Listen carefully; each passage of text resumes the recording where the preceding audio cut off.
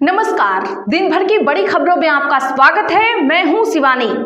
आज की खबरों में बात होगी, सुबह सुबह मोदी ने भक्तों को दिया चकमा, चर्च में हालेलुया करके डुबाई बीजेपी की लुटिया की। और इतनी बड़ी लापरवाही, क्या शिवराज को ठिकाने लगाने के चक्कर में थे शाह की? वहीं चुनाव आयोग ने खोल दी चंदे की पोल, क्या बिहार में चिराग और नीतीश खेल रहे चंदा धंधा की? साथ ही एक साइन से 20 फर्जी केस, दिल्ली बवाल के आरोपी बरी फंसी शाह की पुलिस। और खबर के अंत में बात होगी, गडकरी के मिलते ही मारा गया हमास चीफ, क्या हुआ खेल की? इसी के साथ आज दिन भर की सभी बड़ी और प्रमुख खबरों को जानेंगे विस्तार से। उससे पहले एक नजर सुर्खियों पर। शिवसेना यूबीटी मन से गठबंधन से कांग्रेस ने बनाई दूरी, बीएमसी चुनाव में मुकाबला हुआ बहुकोणीय। लखनऊ में मोदी ने राष्ट्र प्रेरणा स्थल का किया इनॉग्रेशन, बोले पहले एक परिवार की मूर्तियां लगती थी, आज हर विभूति को सम्मान मिल रहा। क्रिसमस पर दिल्ली की कैथेड्रल चर्च पहुंचे पीएम मोदी, मॉर्निंग प्रेयर में हुए शामिल। बिशप ने विशेष प्रार्थना की, राहुल गांधी ने भी दी बधाई। राजनीतिक दलों को इलेक्टोरल ट्रस्ट से 3,811 करोड़ का मिला चंदा, भाजपा को 2024 और 25 में सबसे ज्यादा 3,112 करोड़ मिले, कांग्रेस को सिर्फ 299 करोड़ ही मिले। खुफिया अलर्ट के एक महीने बाद बढ़ी शिवराज की सुरक्षा, केंद्र ने 12 नवंबर को भेजी चिट्ठी, सिक्योरिटी 12 दिसंबर को बढ़ी, कांग्रेस बोली बड़ी लापरवाही है। कुशवाहा की पार्टी में टूट, भोज में नहीं पहुंचे विधायक, पटना में नितिन नवीन से मिले 3 एमएलए, कई नेताओं ने छोड़ी पार्टी। 11 लाख से 11 करोड़ चिराग की पार्टी को किसने दिए? नीतीश की पार्टी में आए 19 करोड़, बिहार में फैक्ट्री लगाने वाली कंपनियां कर रही हैं फंडिंग। अरावली पर कितना संकट, कांग्रेस बोली नई परिभाषा के बाद संकट में 90% हिस्सा है, संरक्षण को लेकर सरकार पर लगाए गंभीर आरोप। राहुल गांधी ने की तेजी के साथ फैक्ट्री लगाने की तारीफ, केंद्रीय मंत्री वैष्णव ने कहा thank you. Gadkari Hamas chief के मरने से पहले उनसे मिले थे, ईरानी राष्ट्रपति के शपथ ग्रहण में मुलाकात हुई, कुछ घंटे बाद इजराइल ने उन्हें मार दिया। कर्नाटक में टाउन पंचायत चुनाव में बीजेपी को मिली जीत, कांग्रेस की हुई हार।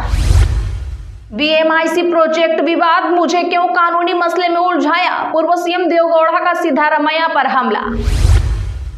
खड़गे ने उप मुख्यमंत्री डीके शिव कुमार से की मुलाकात, कर्नाटका में मुख्यमंत्री बदलाव की अटकलें फिर से हुई काफी तेज। सुप्रीम कोर्ट पहुंची सीबीआई, उन्नाव दुष्कर्म केस में अपील दायर, 2 महिला वकीलों ने हाईकोर्ट के फैसले को दी चुनौती। टीवीके की रैली से घबरा गए हैं सियासी विरोधी, बोले टीवीके चीफ विजय, डीएमके पर लगाए गंभीर आरोप। जबरन शाइन, एक फोटो से पुलिस ने 20 केस बनाए, दिल्ली बवाल के 5 आरोपी बरी, कोर्ट ने कहा गवाह भरोसेमंद नहीं। हरिद्वार में नेताओं में चल रहा संत बनने का ट्रेड, लिस्ट में बीजेपी के साथ कांग्रेस नेता भी शामिल। महामंडलेश्वर बोले धर्म के लिए ये सब बेहद ही खराब है।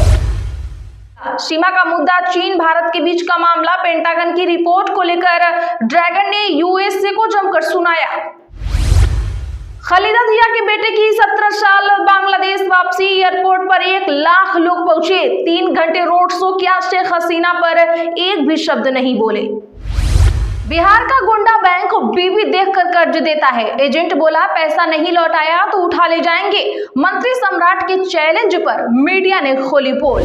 चलिए जानते हैं अब बड़ी और प्रमुख खबरों को विस्तार से। उससे पहले वीडियो को लाइक करें, साथ ही आपसे रिक्वेस्ट, खबरों को आखिर तक जरूर देखें। क्रिसमस पर दिल्ली के कैथेड्रल चर्च पहुंचे पीएम मोदी, आर्क बिशप ने मोदी शाह को मुंह पर सुना डाला। दरअसल दर्शकों बता दें कि आज देश भर में क्रिसमस मनाया जा रहा है। प्रधानमंत्री मोदी भी क्रिसमस पर दिल्ली की cathedral church of the redemption में क्रिसमस मॉर्निंग प्रेयर में शामिल हुए। इस सर्विस में प्रार्थनाएं कैरोल हुई। वहीं दिल्ली के बिशप रेव डॉक्टर पाल स्वरूप ने पीएम मोदी के लिए विशेष प्रार्थना की। राहुल गांधी ने भी एक वीडियो पोस्ट कर क्रिसमस और नए साल की शुभकामनाएं दी हैं। वहीं अब इस पर सीबीसीआई द्वारा जारी प्रधानमंत्री को संबोधित एक वीडियो में आर्कबिशप ने ईसाइयों पर हुए अत्याचारों पर गहरा दुख व्यक्त किया और कहा कि ऐसी घटनाएं भारत के संविधान की भावना को ठेस पहुंचाती हैं, जो धर्म की स्वतंत्रता की गारंटी देता है।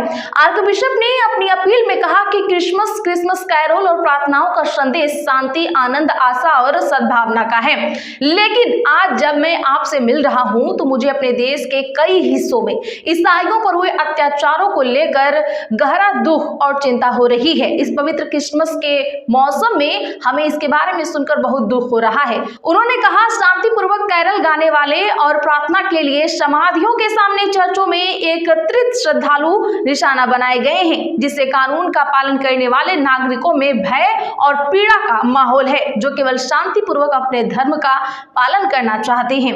आर्कबिशप ने कहा कि ऐसी घटनाएं हमारे संविधान की भावना को गहरी चोट पहुंचाती हैं, जो धर्म की स्वतंत्रता की गारंटी देता है।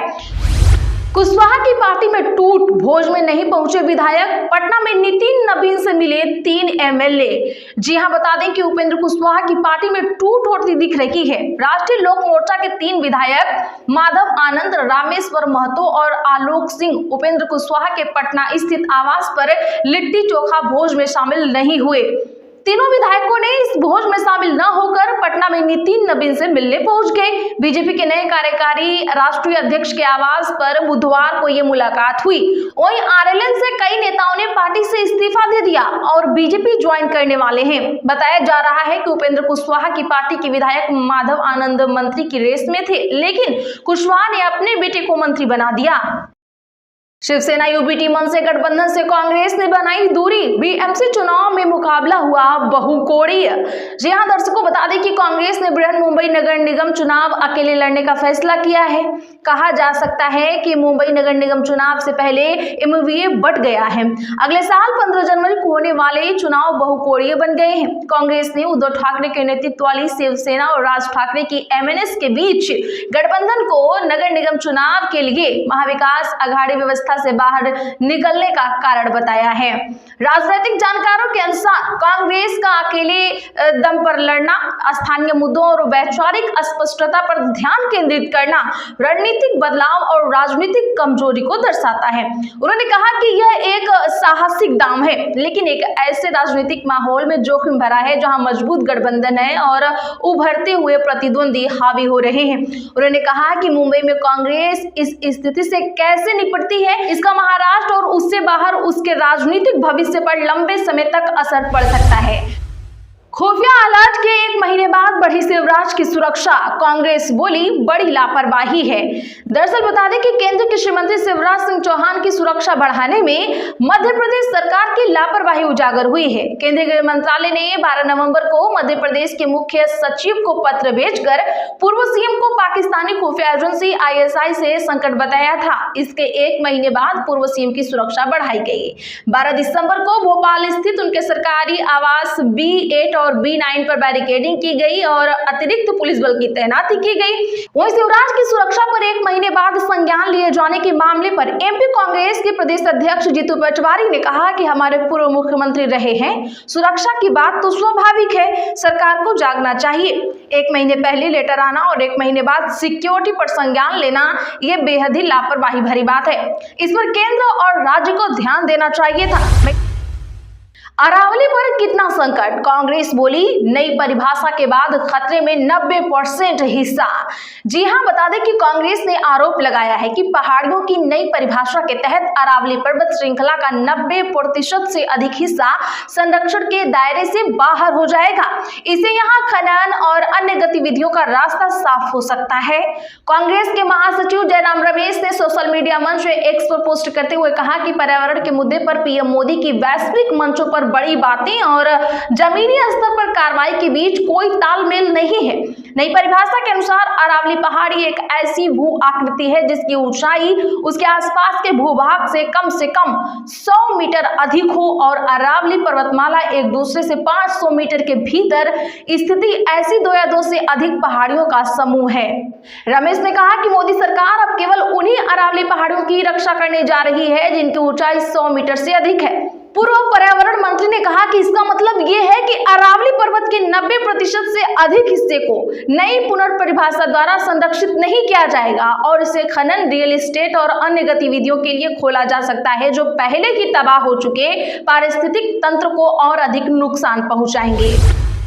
11 लाख से 11 करोड़ चिराग की पार्टी को किसने दिए? नीतीश की पार्टी में आए 19 करोड़। चुनावी साल में बिहार की दो पार्टियां जदयू और एलजेपी-आर को चंदे के रूप में खूब पैसा मिला है। जदयू को जहां पिछले साल की तुलना में 932% यानी कि कुल 18 करोड़ 69 लाख रुपए, तो चिराग पासवान की पार्टी को 9,403% यानी 11.9 करोड़ रुपए चंदा मिला है। राष्ट्रीय पार्टी की बात करें तो भाजपा को 6,654 करोड़ रुपए दान में मिले हैं, वहीं कांग्रेस को मिलने वाला चंदा घटा है। आपको बता दें तो जदयू को बिहार में काम करने वाली कंपनियों ने दान दिए हैं। बिहार सरकार को ह्यूमन रिसोर्स उपलब्ध कराने वाली कंपनी डोनेशन देने में सबसे ऊपर है। Urmila international services private limited ने निजी संस्था के रूप में सबसे अधिक 10 लाख रुपए दिए हैं। बिहार में बिस्किट बनाने वाली कंपनी सोना बिस्किट लिमिटेड ने चुनावी चंदे के रूप में 10 लाख रुपए दिए हैं।